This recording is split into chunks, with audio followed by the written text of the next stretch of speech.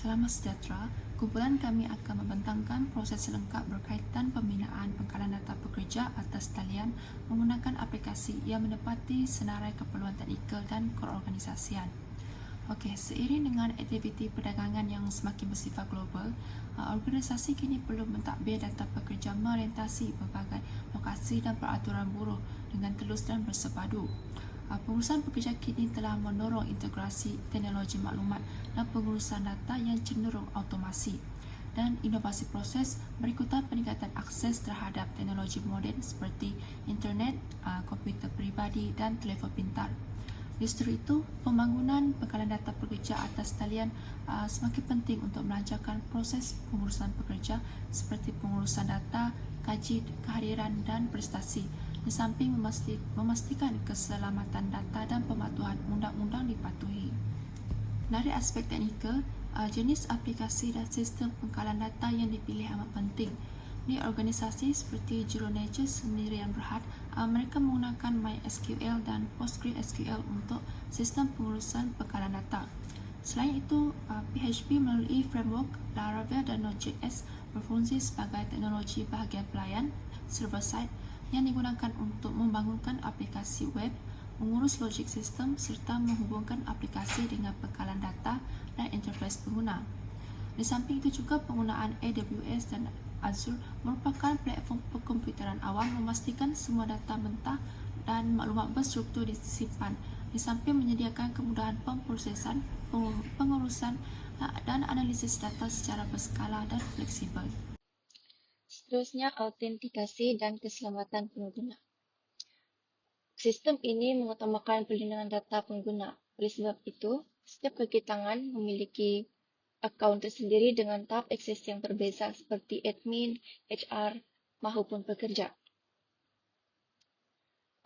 Tambahan pula, kata laluan diselitkan menggunakan algoritma keselamatan dan sambungan dilindungi dengan SSL, iaitu Secure Sockets Layer, atau Transport Layer Security, iaitu TLS. Di samping itu, di bahagian pentadbir juga menggunakan 2FA atau dikenali sebagai Two-Factor Authentication sebelum log masuk akaun untuk mengesahkan identiti pengguna. Ini biasanya melibatkan kata laluan atau PIN seperti cap jari, Face ID, dan imbasan mata melalui kod SMS, Authenticator Device atau token keselamatan di peranti yang sudah didaftar. Seterusnya, sandaran dan pemulihan data bagi aspek teknikal.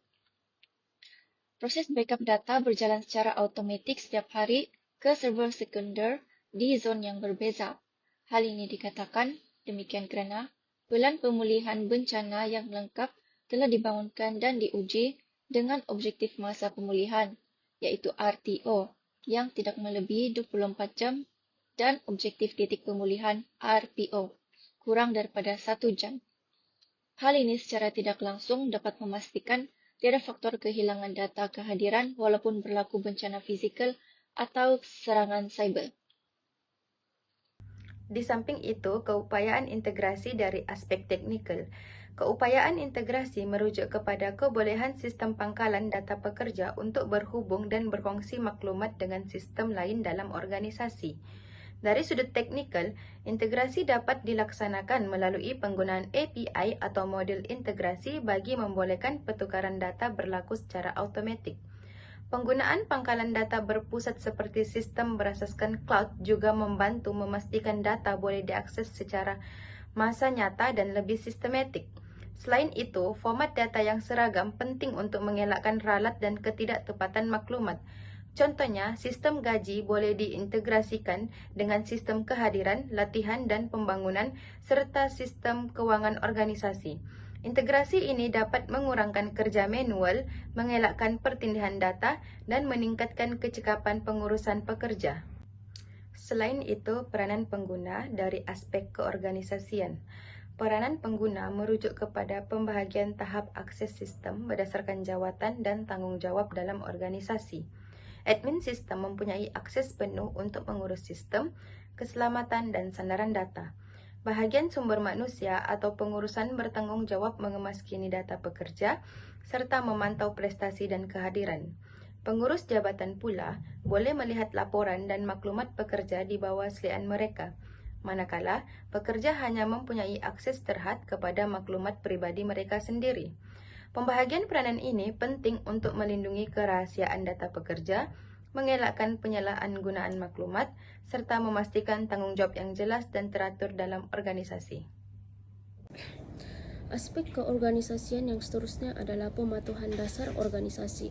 Dalam pembangunan pangkalan data pekerja atas talian, salah satu aspek paling penting adalah memastikan sistem mematuhi sepenuhnya dasar keselamatan ICT organisasi serta kehendak Akta Perlindungan Data Pribadi 2010 atau PDPA.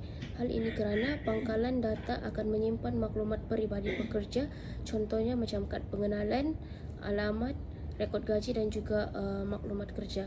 Oleh itu, langkah-langkah keselamatan seperti kawalan akses, penggunaan kata laluan yang kukuh, penyulitan data dan had kebenaran pengguna perlu dilaksanakan. Selain itu, PDPA menetapkan bahawa data hanya boleh dikumpulkan dengan persetujuan pekerja dan digunakan untuk tujuan rasmi. Dengan mematuhi dasar dan undang-undang ini, organisasi dapat memastikan kerahsiaan, integriti dan keselamatan maklumat pekerja terjamin sepanjang penggunaan sistem. Selain itu, latihan pengguna dia merupakan komponen penting sebelum sistem dilancarkan sepenuhnya. Semua pengguna termasuk bahagian HR, pengurusan serta pekerja perlu diberikan latihan dan juga bengkel bagi memastikan mereka memahami cara untuk menggunakan sistem dengan betul. Latihan ini dia merangkumi cara untuk log masuk, mengemaskini profil, memuat naik dokumen, membuat semakan data dan bagi HR pula dia menghasilkan laporan serta mengurus maklumat pekerja. Bengkel secara hands-on dia membantu pengguna lebih yakin dan juga mahir dalam mengendalikan setiap fungsi sistem. Selain itu, manual pengguna dan video tutorial turut disediakan sebagai rujukan yang berterusan. Dengan adanya latihan yang menyeluruh, ralat dapat diminimumkan dan penggunaan sistem akan menjadi lebih efektif dan juga lancar.